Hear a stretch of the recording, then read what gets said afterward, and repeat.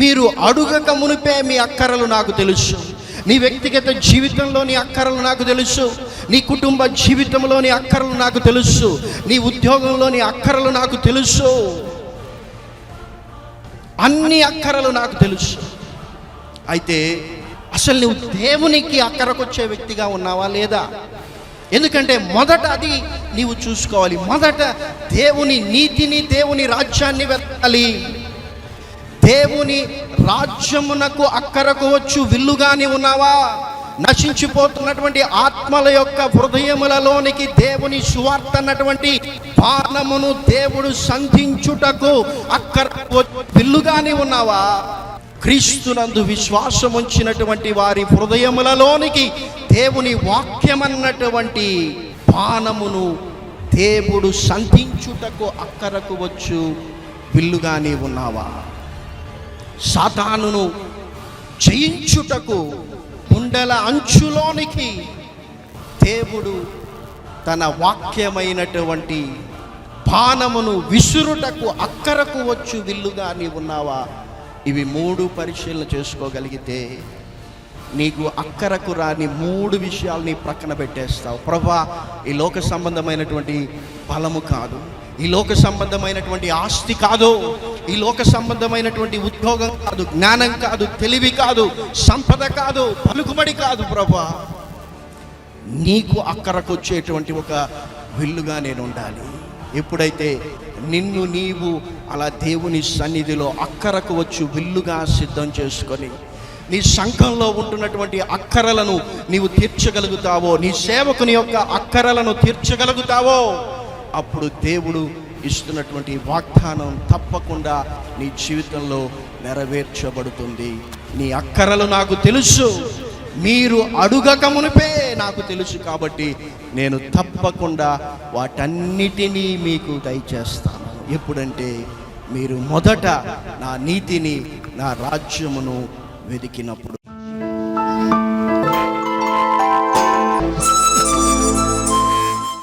మన యొక్క ధ్యానాంశము ఏమిటంటే, దేవుడు నీ అక్కరలను ఎప్పుడు తీర్చును?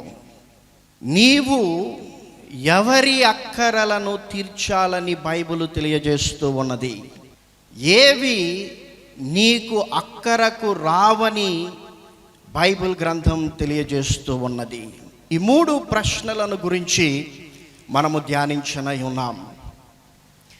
దేవుడు మన అవసరతలను, మన యొక్క అక్కరలను తీర్చాలని మనందరము కూడా ఎదురు చూస్తూ ఉంటాం. మనమందరము కూడా ప్రార్థన చేస్తూ ఉంటాం. దేవుడు తప్పకుండా మన యొక్క అవసరతలను, అక్కరలను తీర్చు దేవునిగా ఉన్నాడు. యేసు ప్రభువులు వారు కొండ మీద ప్రసంగంలో మత్తయి సువార్త 6వ అధ్యాయం 8వ వచనములో ఆయన అంటూ ఉన్నారు, మీకు అక్కరగానున్నవేవో ఆయనకు తెలియను. మీ జీవితములలో మీకు ఏవైతే అక్కరగా ఉన్నాయో అవి మీరు అడుగక మునిపే పరలోకమందున్నటువంటి మీ తండ్రికి తెలుసు అన్నటువంటి విషయాన్ని యేసు ప్రభువులు వారు అక్కడ తెలియజేస్తూ ఉన్నారు. వాస్తవానికి యేసు ప్రభువులు వారు ప్రార్థనను గురించి మాట్లాడుతూ మీరు ఎలా ప్రార్థించాలి, ఎలా ప్రార్థించకూడదు అన్నటువంటి ఆత్మీయ విషయములను యేసు ప్రభువుల వారు ప్రస్తావిస్తూ ఆయన అంటూ ఉన్నారు, అసలు మీ యొక్క అక్కరలను గురించి మీరు ప్రార్థన చేయాల్సినటువంటి అవసరం లేదు. మీకు ఏమి అవసరములై ఉన్నాయో అవి మీ పరలోకమందున్నటువంటి తండ్రికి తెలుసని యేసు ప్రభువుల వారు తెలియజేస్తూ ఉన్నారు. అయితే మన యొక్క విశ్వాస జీవితంలో మనం ఎక్కువసేపు దేని కొరకైనా ప్రార్థన చేస్తూ ఉన్నాము అని అంటే అది కేవలము మన యొక్క అక్కరల కొరకై ఉంటుంది, లేకపోతే మన యొక్క అవసరతల కొరకై మాత్రమే ఉంటుంది. అయితే యేసు ప్రభువుల వారు ఆ యొక్క కొండ మీద ప్రసంగంలో మత్తయి సువార్త 6వ అధ్యాయము 5వ వచనం నుండి మనము చూచినట్లయితే, మీరు ప్రార్థన చేయునప్పుడు వేషధారుల వలె ఉండవద్దు, వారు సమాజ మందిరములలోనూ వీధుల మూలలలోనూ నిలిచి ప్రార్థన చేయుట వారికి ఇష్టము, వారు తమ ఫలము పొంది ఉన్నారని నిశ్చయముగా మీతో చెప్పుచున్నాను. మీరు ప్రార్థన చేయునప్పుడు మీరు గదిలోనికి వెళ్ళి తలుపు వేసి రహస్యమందున్న మీ తండ్రికి ప్రార్థన చేయుము, అప్పుడు రహస్యమందు చూచు మీ తండ్రి మీకు ప్రతిఫలమిచ్చును. మరియు మీరు ప్రార్థన చేయునప్పుడు అన్యజనుల వలె వ్యర్థమైన మాటలు వచింపవద్దు, విస్తరించి మాట్లాడుట వలన తమ మనవి వినబడునని వారు తలంచుచున్నారు. కాబట్టి మీరు వారి వలె ఉండకుడి, మీకు ఏవి అక్కరములుగా ఉన్నాయో అవి మీ పరలోకమందున్నటువంటి తండ్రికి తెలియను. కాబట్టి మీరు ఇలాగూ ప్రార్థన చేయమని యేసు ప్రభువుల వారు పరలోక ప్రార్థనను నేర్పించారు. ఎప్పుడు దేవుడు మన అవసరతలను తీరుస్తాడు అన్నటువంటి ప్రశ్నకు చివరిలో కన్క్లూజన్లో నేను చెప్తాను, ఎందుకంటే అది చాలా సింపుల్. అయితే దానికి ముందుగా ఒక విశ్వాసి ఎవరి అక్కరలను తీర్చే వ్యక్తిగా ఉండాలి అన్నటువంటి అంశమును గురించి 3 విషయములను దేవుడు తెలియజేస్తూ ఉన్నాడు. అందులో మొదటిది ఏమిటి అని మనం చూసినట్లయితే హోషియా గ్రంథం 7వ అధ్యాయము 16వ వచనాన్ని మనం చదువుదాం. వారు తిరుగుదురు గాని సర్వోన్నతుడైన వాని యొద్దకు తిరుగరు, వారు అక్కరకు రాని విల్లువలేనున్నారు, వారి అధిపతులు తాము పలికిన గర్వపు మాటలలో చిక్కుబడి కత్తి పాలగుదురు. ఇలాగున వారు ఐగుప్తు దేశములో అపహాస్యము నొందుదురు. ఇశ్రాయేలీయులను బాగు చేసి వారు ఏదో ఒక విధముగా దేవునికి అక్కరకు వచ్చేవారిగా, ఉపయోగపడేటువంటి వారిగా, ప్రయోజనకరముగా ఉండేటువంటి వారిగా చేయాలని ఉద్దేశం కలిగి ఉన్నాడు. కానీ ఈ యొక్క ఇశ్రాయేలీయులు దేవుని వైపునకు తిరుగక, వారి యొక్క జీవితములను సరిచేసుకొనక అక్కరకు రాని విల్లువలే ఉన్నారని దేవుడు బాధపడుతూ ఉన్నాడు.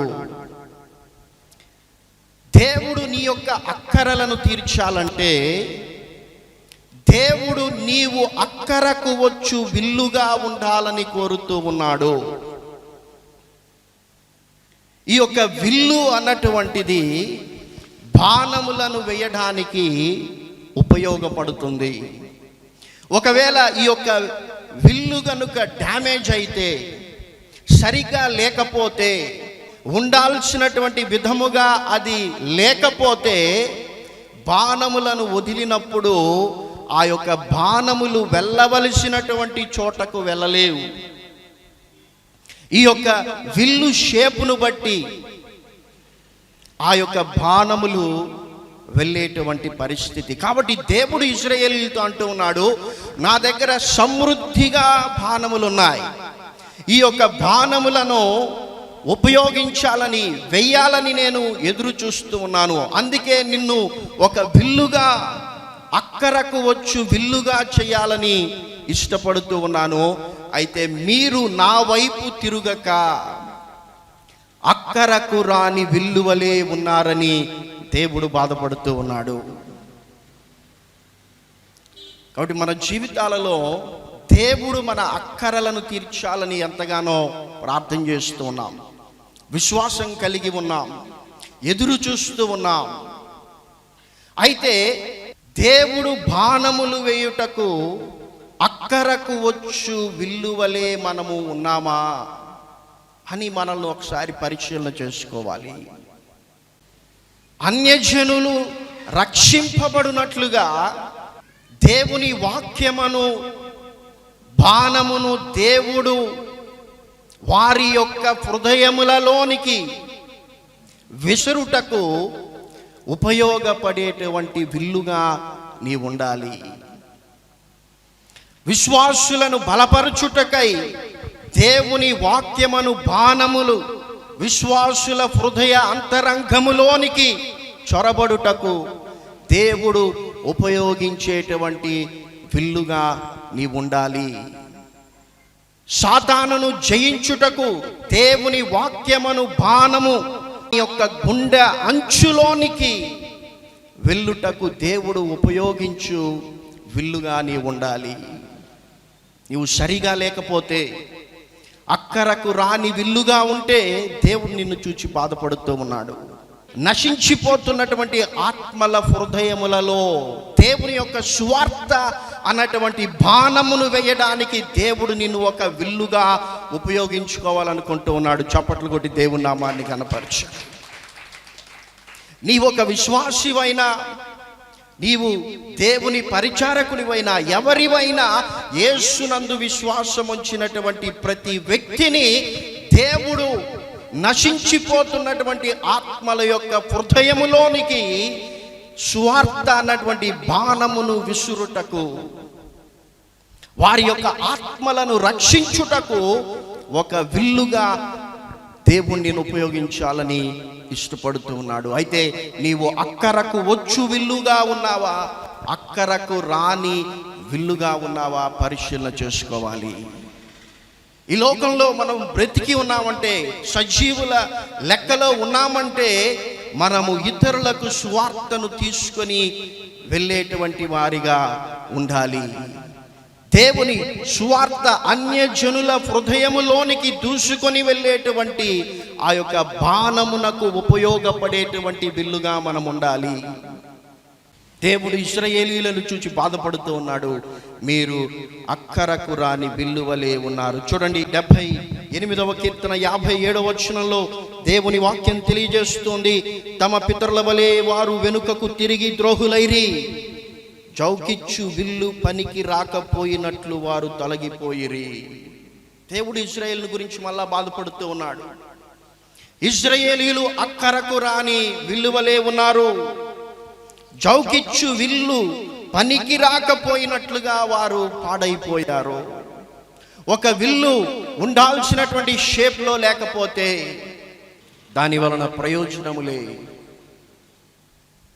కాబట్టి దేవుడు నిన్ను ఉపయోగించాలని, నిన్ను వాడుకోవాలని దేవుడు సిద్ధంగా ఉన్నాడు. ఆయన దగ్గర అవసరమైనన్ని బాణాలు ఉన్నాయి. అయితే నీవు అక్కరకు వచ్చు విల్లుగా ఉన్నావా లేదా? మొదటిగా నీవు ఎవరి అక్కరలను తీర్చాలి అన్నటువంటి ప్రశ్నకు జవాబు ఏమిటంటే, నీవు దేవుడు నిన్ను ఉపయోగించుటకు అక్కరకు వచ్చు విల్లుగా ఉండాలి. రెండవదిగా మనం చూసినట్లయితే, నీవు దేవుని సంఘము యొక్క అక్కరలను తీర్చేటువంటి వ్యక్తివిగా ఉండాలి. అపోస్తుల కార్యములు 2వ అధ్యాయం 45వ వచనంలో మనం చూసినట్లయితే, ఆది సంఘంలో ఏం జరిగిందంటే, ఇదియుగాక వారు తమ చరస్థిరాస్తులను అమ్మి అందరికీ వారి వారి అక్కర కొలది పంచిపెట్టిరి. ఆది సంఘంలో ఏం జరిగిందంటే, ధనవంతులు తమకు కలిగినటువంటి ఆస్తులను అమ్మి ఆ యొక్క సంఘములో ఎవరెవరైతే ఏ అక్కరలతో ఉన్నారో వారి యొక్క అక్కరల కొద్దిగా వారికి సహాయం చేసినట్లుగా దేవుని వాక్యం తెలియజేస్తుంది. ఇదే విషయాన్ని అపోస్తుల కార్యములు 4వ అధ్యాయం 35వ వచనంలో కూడా దేవుని వాక్యం తెలియజేస్తుంది. వారు ప్రతి వానికి వాని వాని అక్కర కొలది పంచిపెట్టిరి కనుక వారిలో ఎవనికి కొదువలేకపోయెను. చూడండి, ఆది సంఘంలో ఇదేదో ఒకసారి జరిగినటువంటి కార్యం కాదు. క్రమముగా ఆ సంఘములో ఉంటున్నటువంటి పేదవారి అక్కరలను ఆ యొక్క సంఘము తీర్చినట్లుగా దేవుని వాక్యం తెలియజేస్తూ ఉన్నది. కాబట్టి యేసునందు విశ్వాసం ఉంచినటువంటి మనం ఎప్పుడు ఏదో దేవా నా అక్కరలు తీర్చు, నా అక్కరలు చూడు, నా కుటుంబంలో ఈ అక్కరలు ఉన్నాయి, ఈ అవసరతలు ఉన్నాయి అని నీవు ప్రార్థన చేయడం, దేవుణ్ణి ప్రశ్నించడమే కాదు, నీవు దేవునికి అక్కరకు వచ్చు విల్లుగా ఉన్నావా లేదా పరిశీలన చేసుకోవాలి. ఒకవేళ వంగిపోయినటువంటి విల్లుగా ఉంటే, ప్రభువా నన్ను సరిచేయి, నన్ను బాగు చేయి, నేను నీకు ఉపయోగపడే విధంగా నన్ను బాగు చేయి, నేను అక్కరకు వచ్చు విల్లుగా నన్ను సిద్ధం చేయమంటే ఆయన తప్పకుండా సిద్ధం చేస్తాడు. రెండవదిగా, నీ ఉంటున్నటువంటి సంఘములో ఇతరుల అక్కరలను తీర్చేటువంటి వ్యక్తివిగా నీవు ఉండాలి. చూడండి, అపోస్తుడైన పౌలు కొరింథీ సంఘానికి రాస్తూ ఆయన ఈ విషయాన్ని జ్ఞాపకం చేస్తూ ఉన్నాడు. కొరింథీయులకు రాసినటువంటి 2వ పత్రిక 8వ అధ్యాయము 12, 13, 14, 15 వచనములను మనం చదివినట్లయితే, మొదట ఒకడు సిద్ధమైన మనసు కలిగి ఉంటే శక్తికి మించి కాదు గాని కలిమి కొలది ఇచ్చినది ప్రీతికరమగును. చూడండి, ఏదో మీరు మీ శక్తికి మించి ఇతరుల అక్కరలను తీర్చాలని దేవుడు తెలియజేయడం లేదు. దేవుడు మీకు ఇచ్చినటువంటి దానిని బట్టి మీరు దేవుని ప్రజల యొక్క అక్కరలను తీర్చేవారిగా ఉండాలని తెలియజేస్తున్నాడు. చూడండి, 13వ వచనం చూడండి, ఇతరులకు తేలికగాను మీకు భారముగాను ఉండవలనని ఇది చెప్పుటలేదు. హెచ్చుగా కూర్చుకొని వానికి ఎక్కువ మిగలలేదనియో, తక్కువగా కూర్చుకొనిన వానికి తక్కువ కాలేదనియో రాయబడిన ప్రకారము అందరికీ సమానముగా ఉండు నిమిత్తము ప్రస్తుతమందు మీ సమృద్ధి వారి అక్కరకును, మరి ఒకప్పుడు వారి సమృద్ధి మీ అక్కరకును సహాయమై ఉండవలెనని ఇలాగు చెప్పుచున్నాను. ఎందుకు మీరు ఇతరుల యొక్క అక్కరలను తీర్చాలి అంటే, మన జీవితం అన్నటువంటిది ఎప్పుడు ఒకేలాగుండదు. ఈరోజు నీవు ఇతరులకు సహాయం చేస్తున్నావు, ఇతరుల యొక్క అక్కరలను నీవు తీరుస్తూ ఉన్నావు. దేవుడు నీకు ఆ స్థితినిచ్చాడు. అయితే నీ జీవితంలో మరొక సందర్భం రావచ్చు, మరొక పరిస్థితి రావచ్చు. ఏమిటంటే, ఇతరులు నీ యొక్క అక్కరలను తీర్చేటువంటి పరిస్థితి రావచ్చు. కాబట్టి ఈరోజు దేవుడు నీకు సమృద్ధిగా ఇచ్చాడు కాబట్టి నీవు ఇతరుల అక్కరలను తీర్చగలిగితే, రేపు వారు సమృద్ధిని కలిగి ఉన్నప్పుడు వారు కూడా నీ యొక్క అక్కరలను తీర్చేటువంటి పరిస్థితి ఉంటుంది. కాబట్టి ఎప్పుడు ప్రభా నా అక్కరలు, నా కుటుంబములో ఈ అక్కరలు ఉన్నాయి, ఇవే కాదు, మీరు ఇతరుల అక్కరను కూడా తీర్చేటువంటి వారిగా ఉండాలి. అవి సామాన్లు కావచ్చు, కిచెన్లో వాడేటువంటి వస్తువులు కావచ్చు, వారు ధరించుకునేటువంటి దుస్తులు కావచ్చు, ఏవైనా చాలా మంది విశ్వాసుల ఇండ్లలో వారు ఉపయోగించనివి, వారికి అక్కరకు రానివి, అంటే ఇతరులకు ఉపయోగపడేటువంటివి, ఇతరులకు అక్కరకు వచ్చేటువంటివి వారు చుకొని ఉన్నారు. అమెరికా దేశంలో సంవత్సరమునకు ఒక్కసారైనా వారి ఇంట్లో ఉపయోగపడనివి, వారికి అక్కరకు రానివి వారు వెళ్ళి కొన్ని షాప్స్ ఉంటాయి, వాటికి ఉచితంగా ఇచ్చేస్తారు. గుడ్ విల్ షాప్ అని, సేవర్స్ అని, థ్రెఫ్ట్ స్టోర్ అని ఉంటాయి. సో వీరు వెళ్ళి ఏం చేస్తారంటే, వారి ఇంట్లో ఏవేవైతే వారికి అక్కరగేవో ఇవి తప్పకుండా సమాజంలో ఎవరికో ఒకరికి అక్కరగా ఉంటాయి, వారి అక్కరను తీరుస్తాయని వారు వాటిని తీసుకొని వెళ్ళి ఆ షాప్స్కి డొనేట్ చేస్తారు. ఆ షాప్స్ వారు చాలా తక్కువ ధరకు అవి ఇతరులకు అందుబాటులో ఉంచుతారు. నేను కూడా అక్కడ షాపింగ్ చేశాను. కాబట్టి మన జీవితంలో దేవుడు మన అవసరతలను తీర్చాలి, మన అక్కరలను దేవుడు తీర్చాలి అని అనుకుంటున్నటువంటి మన ఇండ్లను ఒకసారి పరిశీలన చేసుకోవాలి. అట్లీస్ట్ సంవత్సరమునకు ఒక్కసారైనా మీ ఇంట్లో మీరు ఉపయోగించనివి, మీకు అక్కరకు రానివి, మీకు ప్రయోజనము కానివి మీరు ఇతరులకు ఇచ్చేస్తే, ఇతరుల యొక్క అక్కర నిమిత్తము మీరు వారికి ఇవ్వగలిగితే, దేవుడు తప్పకుండా మీ అక్కరలను తీరుస్తాడని నేను నమ్ముతూ ఉన్నాను. కాబట్టి ఇంకా త్వరలో మన క్రిస్మస్ వస్తుంది కాబట్టి ఒకసారి మీ ఇంటిని శుభ్రం చేసుకోండి. చక్కగా క్రిస్మస్కి మనం డెకరేషన్ చేస్తాం, అంటే లోపల ఎలా ఉన్నా పైకి రంగు కాగితాలు అతికిస్తాం, లైట్లు వేసేస్తాం. అయితే ఒకసారి లోపల అసలు ఏమున్నాయి, ఏవి ఉపయోగపడతాయి, ఏవి ఉపయోగపడవు, ఏవి మీకు అక్కరకు రావో చూచి వాటిని మీరు అక్కర తీర్చగలిగినటువంటి వారికి ఇస్తే తప్పకుండా దేవుడు మీ అక్కరను తీరుస్తాడు. మూడవదిగా మనం చూసినట్లయితే నీవు దేవుని సేవకుల అక్కరలను తీర్చే వ్యక్తివిగా ఉండాలి. పౌలు కొరింథీ సంఘానికే రాస్తూ 2వ పత్రిక 12వ వచనంలో ఆయన అంటూ ఉన్నాడు. కొరింథీయులకు రాసిన 2వ పత్రిక 9వ అధ్యాయం 12వ వచనం, ఏలయనగా ఈ సేవను గూర్చిన పరిచర్య పరిశుద్ధుల అక్కరలకు సహాయము కలుగజేయుట మాత్రమే కాకుండా అనేకులు దేవునికి చెల్లించు కృతజ్ఞతాస్తుతుల మూలముగా విస్తరించుచున్నది.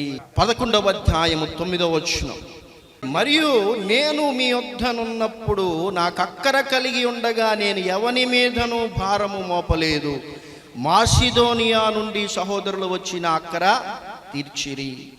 ప్రతి విషయములోనూ నేను మీకు భారముగా ఉండకుండా జాగ్రత్త పడితిని, ఇక ముందుకును జాగ్రత్త పడుతును. ఒక దేవుని సేవకునిగా అపోస్తలుడైనటువంటి పౌలుకు అక్కరలు ఉన్నాయి. ఆయన ఇక్కడ చాలా స్పష్టంగా తెలియజేస్తున్నాడు. మాసిదోనియా నుండి వచ్చినటువంటి వారు ఆయన అక్కరలను తీర్చారు. కొంతమంది విశ్వాసులు ఎప్పుడు కూడా మా పాస్టర్ మమ్మల్ని పట్టించుకోలేదు, మా కొరకు ప్రార్థన చేయలేదు, మాకు అది చేయలేదు, ఇది చేయలేదు, ఆయన మా అక్కరలో మాకు సహాయం చేయలేదనే కోణంలోనే చూస్తారు. కానీ అసలు ఎప్పుడైనా నీ పాస్టర్ యొక్క అక్కరలను గురించి నువ్వు పట్టించుకున్నావా అన్నటువంటిది కూడా ఒక ప్రశ్న. ఎందుకంటే విశ్వాసులకు భారంగా ఉండాలని కాదు, అది సంఘము యొక్క బాధ్యత అన్నటువంటి విషయాన్ని పౌలు తెలియజేస్తూ ఉన్నాడు. కాబట్టి దేవుడు నీ అక్కరలను తీర్చాలి అంటే నీవు ఉపయోగపడేటువంటి, దేవునికి ఉపయోగపడేటువంటి, అక్కరకు వచ్చేటువంటి విల్లుగా నీవు ఉండాలి. నీ సంఘములో అక్కరలో ఉంటున్నటువంటి వారి అక్కరలను తీర్చే వ్యక్తివిగా నీవు ఉండాలి. రెండవదిగా, మూడవదిగా దేవుని యొక్క సేవకుల అక్కరలను తీర్చేటువంటి వ్యక్తివిగా నీవు ఉండాలి. అప్పుడు దేవుడు తప్పకుండా నీ అక్కరలను తీరుస్తాడు.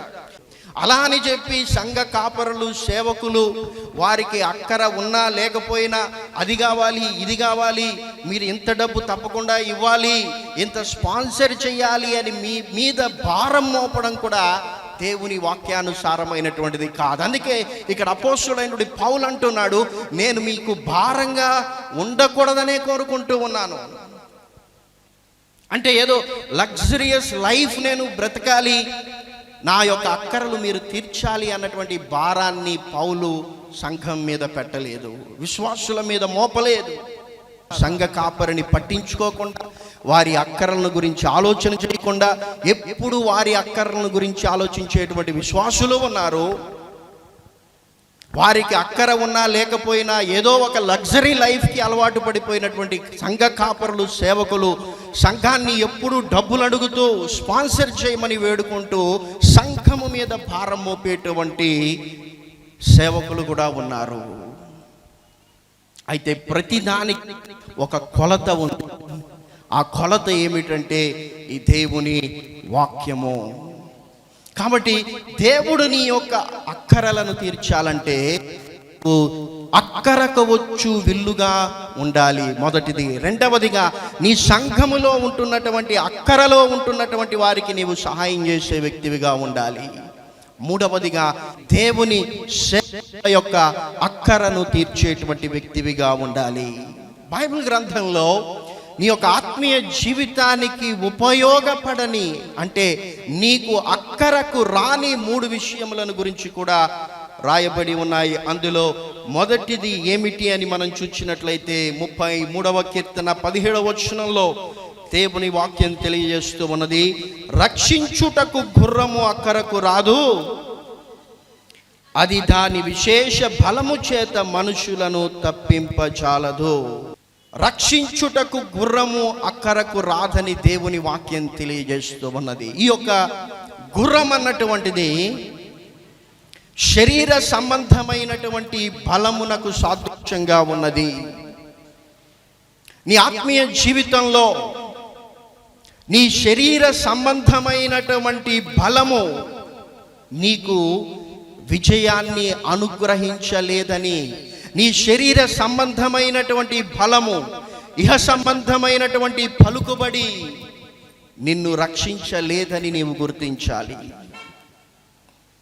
నీవు దాన్ని గ్రహించకపోతే ఏం చేస్తావంటే, నీవు దేవునికి అక్కరకొచ్చు విల్లుగా ఉన్నావో లేదో చూసుకోవు, నీ సంఘంలో ఉంటున్నటువంటి అక్కరలను తీర్చలేవు, నీ సంఘ కాపరి యొక్క అక్కరను తీర్చలేవు. కేవలము ఇహ సంబంధమైనటువంటి బలమును సంపాదించుకొనడానికే నీవు ప్రయత్నం చేస్తావు. ఎందుకంటే గుర్రము నన్ను రక్షిస్తుందని నీవు భ్రమపడుతావు. అయితే దేవుని వాక్యం తెలియజేస్తుంది, ఆత్మ సంబంధమైనటువంటి యుద్ధ పోరాటములో ఇహ సంబంధమైనటువంటి గుర్రముల వలన రక్షణ కలుగదు.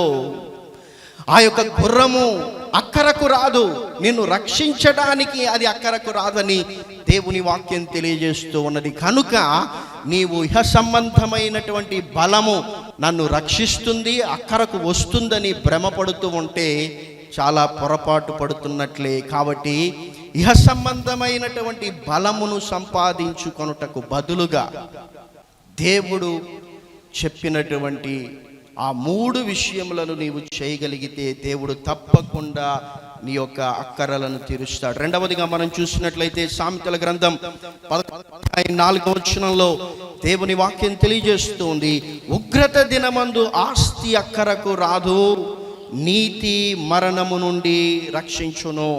దేవుని ఉగ్రత దినమన్నటువంటిది ఒకటి ఉన్నది.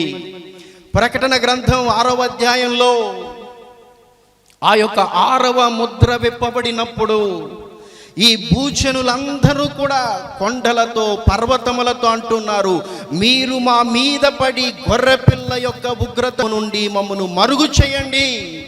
దేవుని యొక్క గొర్రెపిల్ల ఉగ్రతకు తాళ జాలిన వాడు ఎవడో అని వారు ప్రశ్న వేసుకుంటూ ఉన్నారు. దేవుని యొక్క ఉగ్రత దినం అన్నటువంటిది ఒకటి ఉన్నది. దేవుని ఉగ్రత ఈ భూమి మీద కుమ్మరించబడేటువంటి దినాలు త్వరలో రానయ్యున్నాయి. నీ యొక్క ఆస్తి ఆ యొక్క ఉగ్రత దినము నుండి నిన్ను రక్షించడానికి అక్కరకు రాదని దేవుని వాక్యం తెలియజేస్తోంది. నీవు ఆస్తిని సమకూర్చుకుంటూ ఇహ సంబంధంగా నేను చక్కగా ఉన్నానులే, నా ఆస్తి నన్ను రక్షిస్తుంది, నా ఆస్తి నాకు అక్కరకు వస్తుంది, నా ధనము నన్ను కాపాడుతుంది, నా ఆరోగ్యం నన్ను బ్రతికిస్తుంది అని నీవు భ్రమపడుతూ ఉంటే దేవుని వాక్యం తెలియజేస్తోంది, దేవుని ఉగ్రత దినం అన్నటువంటిది ఒకటి.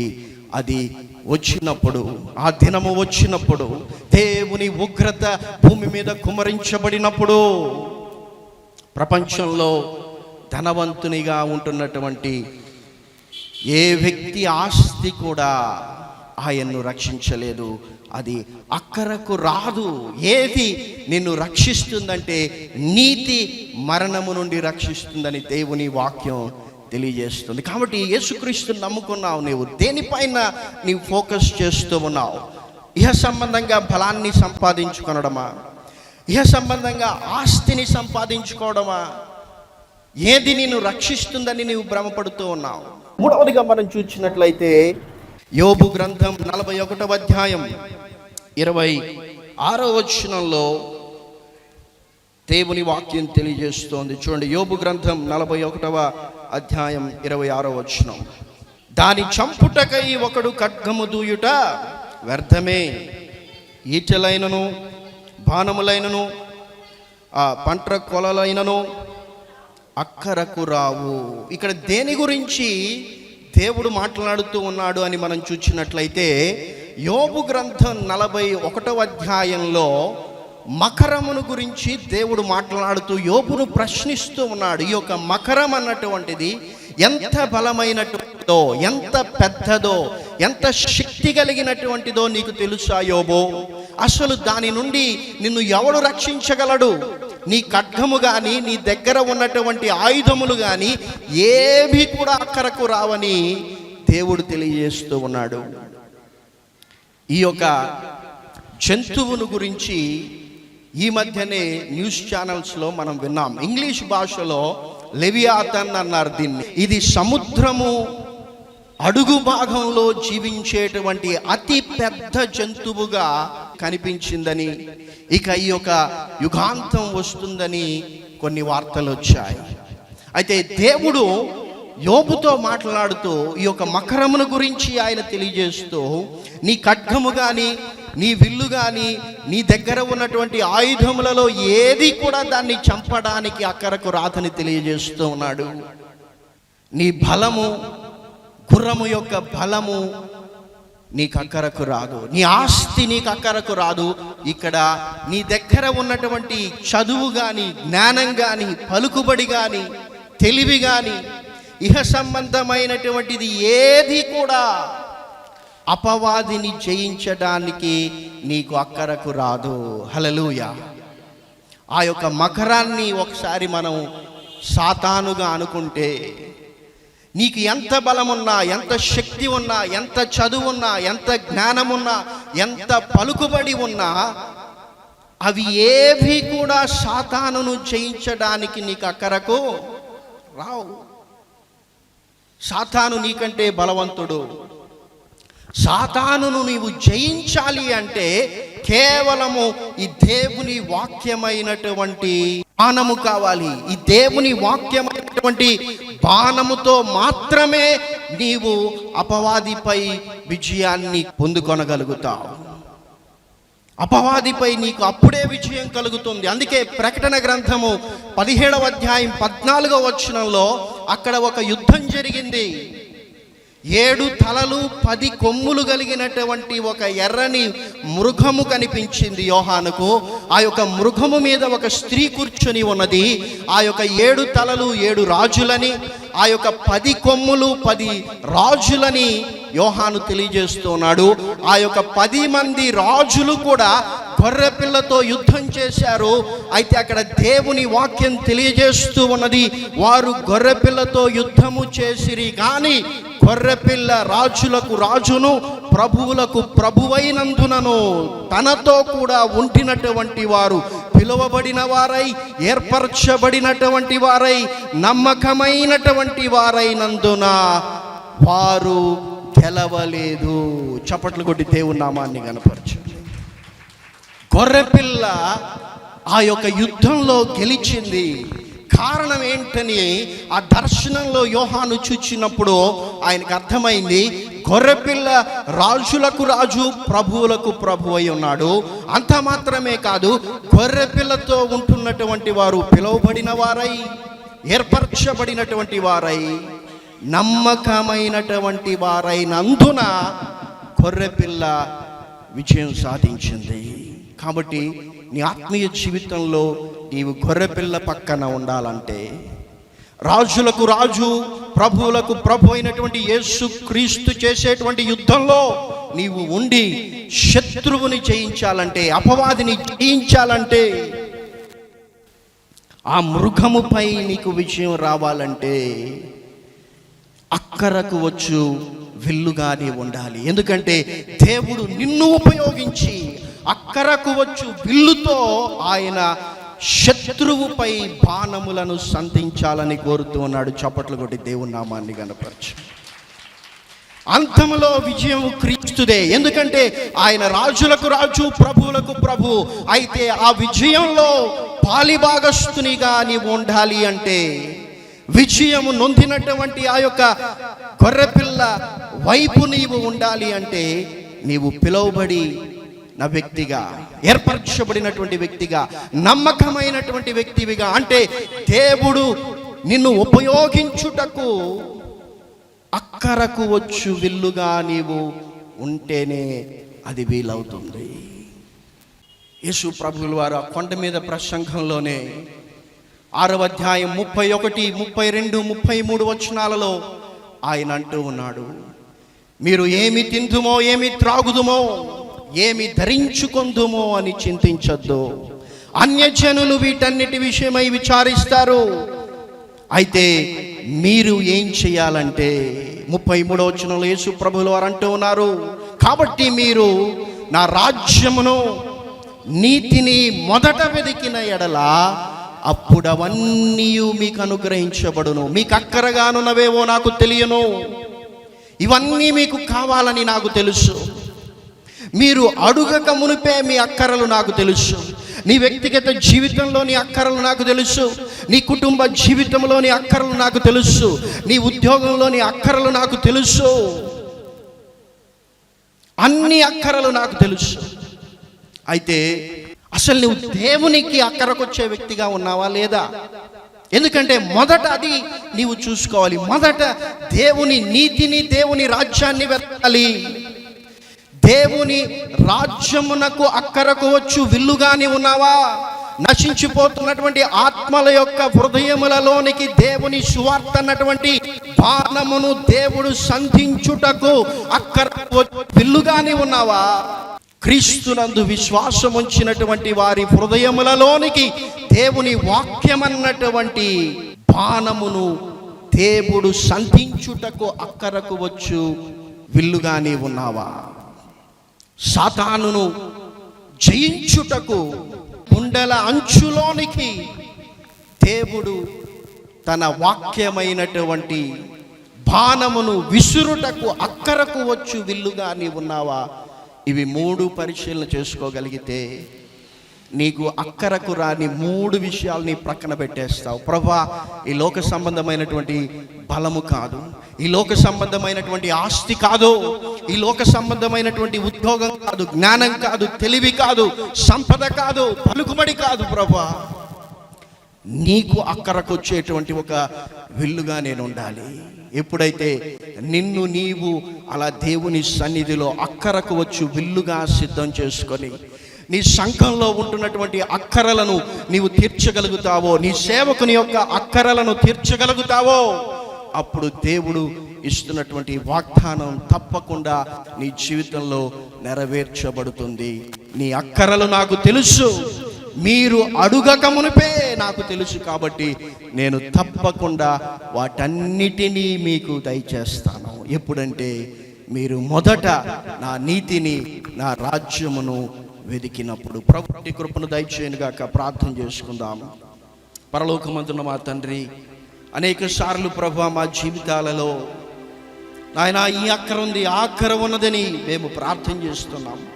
ఇంకా తీర్చలేదే, ఇంకా తీర్చలేదే, ఇంకా ఎందుకు ఆలస్యం అవుతున్నదే అని ప్రశ్నించామే కానీ ప్రభా, మేము అక్కరకు వచ్చు విల్లుగా ఉండాలని మీరు కోరుతూ ఉన్నారన్నటువంటి విషయాన్ని మర్చిపోయాం నాయన.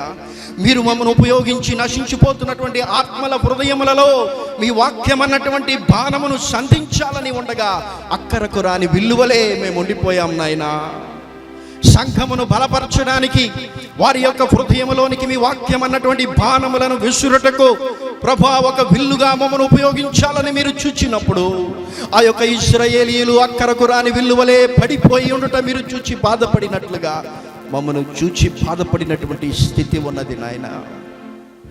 అపవాది చేతిలో చిక్కుకొని ప్రభా మా ఆత్మీయ జీవితంలో ఓటమిని చూచి పడిపోయినటువంటి స్థితిలో మేము తిరిగి అపవాదిపై విజయాన్ని సాధించాలని, హృదయ అంతరంగములోనికి, గుండెలలోనికి మీరు విసరాలని మీ వాక్యమైనటువంటి బాణమును కలిగి ఉండగా ప్రభా మేము అక్కరకు రాని విల్లువలే పడిపోయినటువంటి స్థితి మమ్మను దయతో క్షమించండి ప్రభా. మమ్మను సిద్ధపరచండి నాయన, మమ్మను బాగు చేయండి ప్రభా, మమ్మల్ని సరిచేయండి నాయన.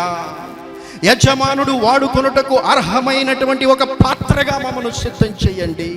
మీ చేతిలో వాడబడేటువంటి ఒక విల్లుగా మమ్మను సిద్ధం చేయండి ప్రభా. మీ బాణములను సంధించుటకు అవసరమైనటువంటి ఒక విల్లుగా మమ్మను సిద్ధం చేయండి. మా సంఘంలో ఉంటున్నటువంటి అవసరతలు తీర్చువారిగా ప్రభా మాకు సహాయం చేయండి. మా సేవకుని అక్కరలను తీర్చు మనస్సును మాకు దయచేయండి ప్రభా. గుర్రము, ఆస్తి, ఈ లోక సంబంధమైనటువంటి ఖడ్గము ప్రభా మా రక్షణకు అక్కరకు రావని మీ వాక్యంలో చూసాం కనుక వాటిపై మా మనస్సును ఉంచక, వాటి మీద మా దృష్టిని నిలుపక ప్రభా మీ మీద, మీ నీతి మీద, మీ రాజ్యము మీద ప్రభా మా మనస్సును నిలిపి మీ నీతిని, మీ రాజ్యమును మొదట వెతికి ప్రభా మా అవసరతలు, మా అక్కరలన్నీ కూడా మీరు ఎరుగుదురు గనుక నాయన మీరే వాటిని తగిన సమయంలో తీరుస్తారని ఎరిగిన వారమై మమ్మను మేము మీ వాక్య సహాయంతో పరిశుద్ధాత్మ నడిపింపుతో సిద్ధపరచుకొనుటకు కృప చూపించుమని యేసు క్రీస్తు నామమున ప్రార్థించుచున్నాను తండ్రి. ఆమెన్.